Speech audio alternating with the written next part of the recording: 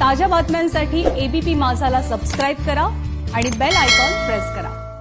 Corona काळानंतर पहिल्यांदाच पंडित हृदयनाथ मंगेशकर यांनी जाहीर कार्यक्रमामध्ये उपस्थिती लावली। कोथरूडच्या यशवंतराव चव्हाण नाट्यगृहामध्ये नुकताच एक कार्यक्रम पार पडला।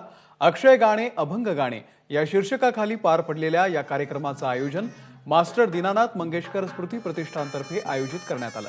यामध्ये ख्यातनाम गायिका मधुरा दातार, विभावरी आपटे जोशी, प्रशांत नासेरी, दीपिका जोग दातार आदी गायकांनी गीतं सादर केली।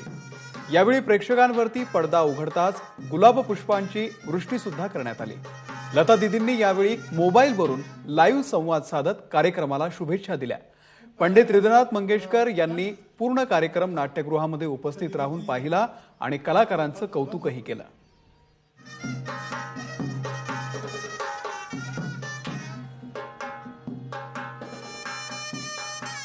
मला वाटलं कुठेतरी कोंडी तोडावी,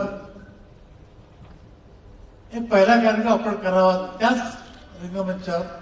इथं दिदीची नेहमी वाढदिवस फार जोरात होतो। पण यशवंतराव बाळाचं आहे गाणं, आता मी बाळाचं गाणं थोडंसं ऐकलं। सगळे लोक चांगले आहेत आणि बाबांचं नाव आहे। हा मोठा म्हणजे आमच्याकडचा जो एक हे आहे तो हाच आहे की बाबांचं नाव, त्यांच्या नावाने होणारी प्रत्येक गोष्ट चांगली होते आणि लोकांना आवडते असा माझा अनुभव आहे। मला वाटतं आजचा कार्यक्रम आपल्याला आवडेल, जितकं झाला तेवढा आवडला असेल अशी मला खात्री आहे।